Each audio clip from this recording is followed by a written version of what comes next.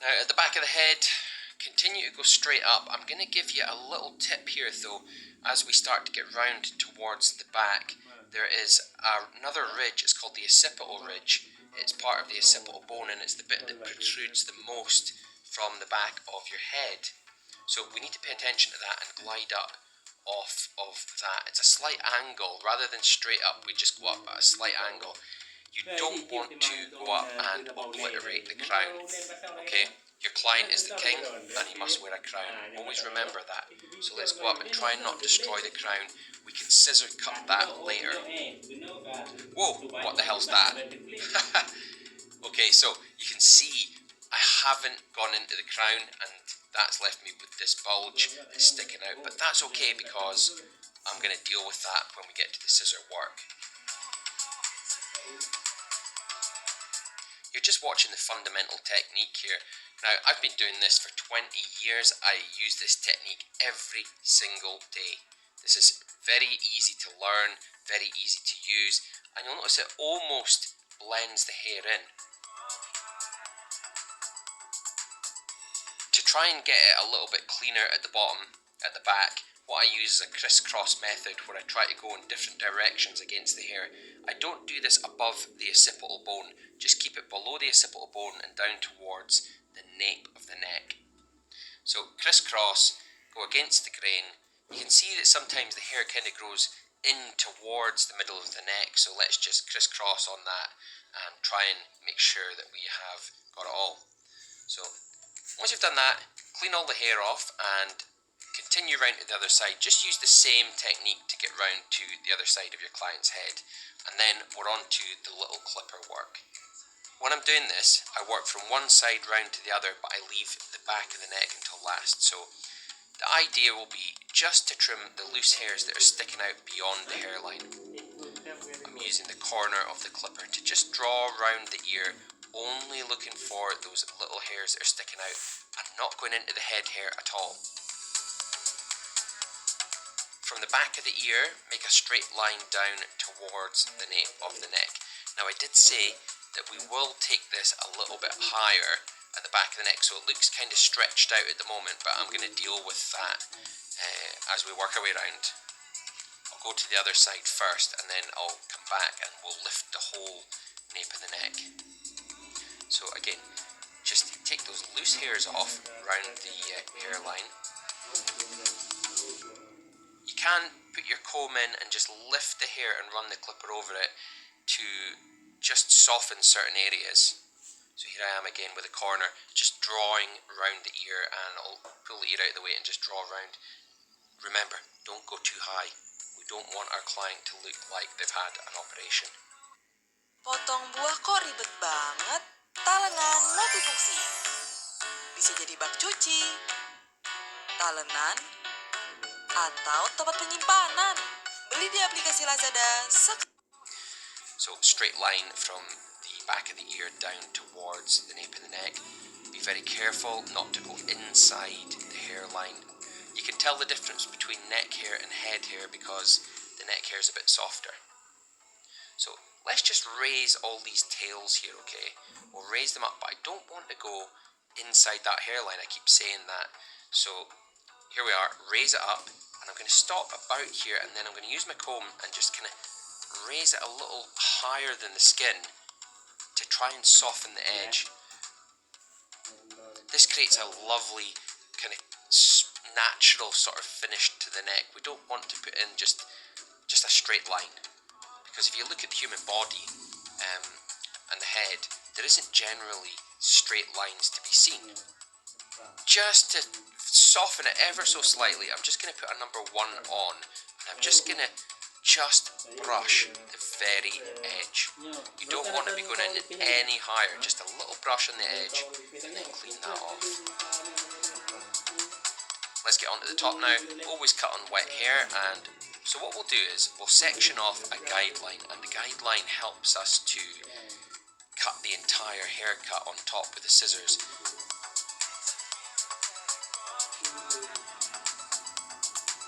To pick it up, just flip the comb. I call it the comb flip technique. I don't know what anyone else calls it.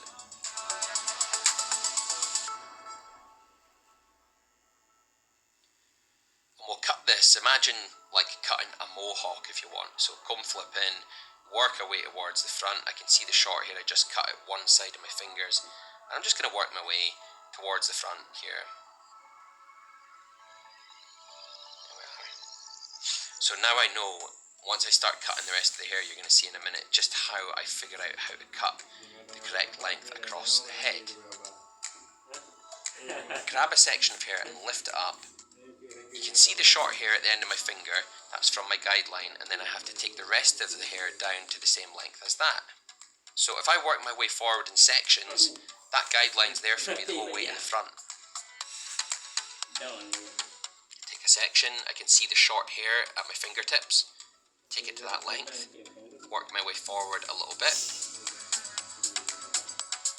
By the way, if you're new to cutting hair, I do have a course on Udemy, and I'll leave a link in the description. It's a beginner's barber course.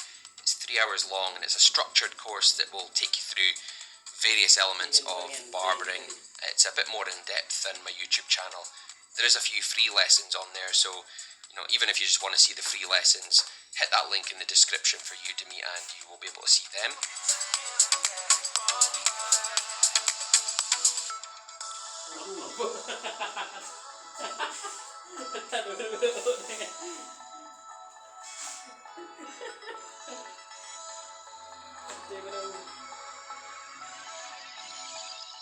Okay, on the other side, the same principle applies. You'll notice that I have reverted to the comb flip technique on this side because I've already combed all the hair over, so I don't need to drag it over and pince it. So just comb flip in, it makes it much quicker. I can just pick up a section and I can see the short hair right in at the knuckle and cut across to that. This is giving me a nice even length from side to side and all the way from the back to the front.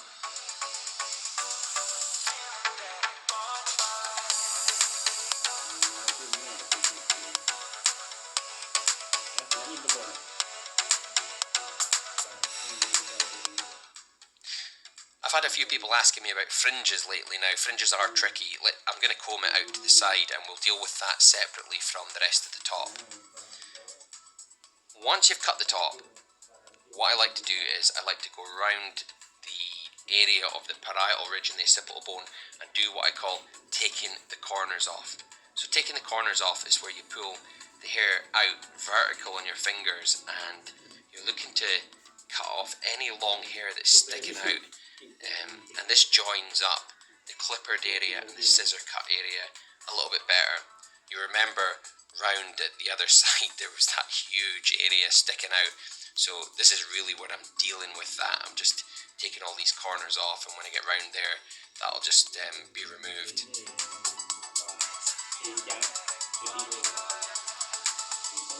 Before you move on round the head, just smooth it over, so lift your comb up into the hair and sort of kind of flutter the scissor. We call this scissor over comb, but it's just kind of like using your thumb to sort of flutter the scissor and it will trim off any just tiny little bits that are sticking out. You wouldn't use this technique to take a lot of length off, it's just really a tidying technique. So work your way around. I'll just tidy up on the corner of the occipital bone there, and I'm going to start working around on my corners again.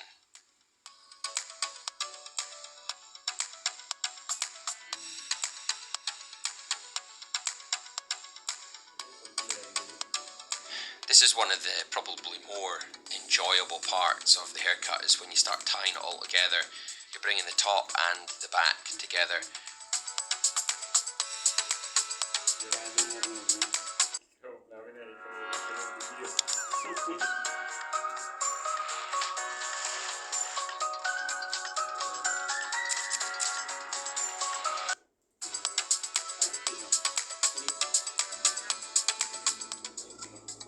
This was this area that was sticking right out, so I'll scissor over comb that as well.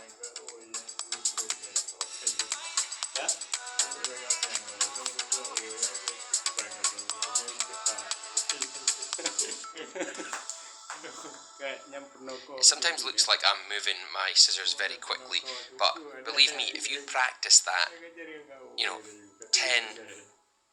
haircuts down the line, you'll be able to do that very, very easily. It's just such a natural thing. Once you just get the hang of it, it's pretty easy to do, moving scissors fast, and because it's a way of polishing the hair, tying it all together, it's quite enjoyable because you see the really refined haircut starting to happen before your eyes. Whenever you see a barber doing this technique, they always seem to be happy.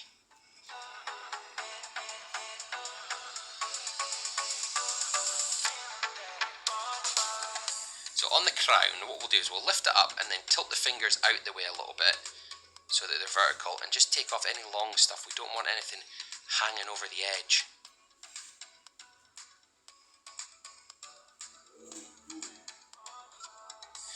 Crowns can be a very difficult part of a haircut, and I do have a video which is all about dealing with certain types of crowns, and what I'll do is I'll put that link in the description as well. If you need any help cutting crowns or you don't understand it, you need to cut them differently for different hair types. So onto the fringe, slide the scissor in slightly behind the fringe and pick some hair up, and what we'll do is just trim it to the length that you want. For me, because I had the top cut quite well, I don't really need to make too much of an adjustment. And then I'll pick up the whole fringe on the comb. I'm leaving it relaxed on the comb. This is really important to me. I want to leave the fringe just in a relaxed state. The comb is my guide to keep it straight, so I am just using the comb and cutting across it with a very relaxed fringe. But I want to show you something on the other side. This client has like a cow's lick. It's just where the hair kind of splits, and cutting it on the comb like that's really important. Watch this. It just, once I've cut across, it's just relaxed. It's straight. Now, if you were to pick all that up, that hair would be longer because it has a curve to go round. But because I've cut the hair like that, it leaves it straight when it's lying on his forehead naturally.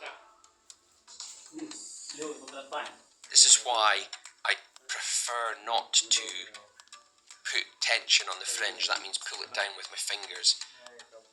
I prefer it if the fringe is just relaxed, and trim it in its natural state.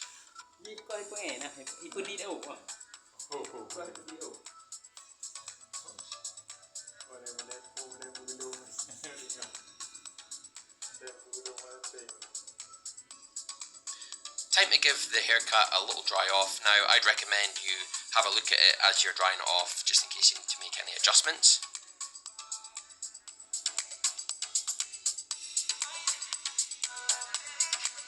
So that's our basic gent scissor cut complete. We've done the 2.5 on the sides, trimmed around the edges, scissor cut the top, and left the fringe natural, used that natural technique on the front. If you've got any questions about this haircut, put it in the comments below. I'll be happy to answer or help you out with any questions that you have. If you want to see more from me, hit subscribe. Until next time, good luck with your basic gents haircuts.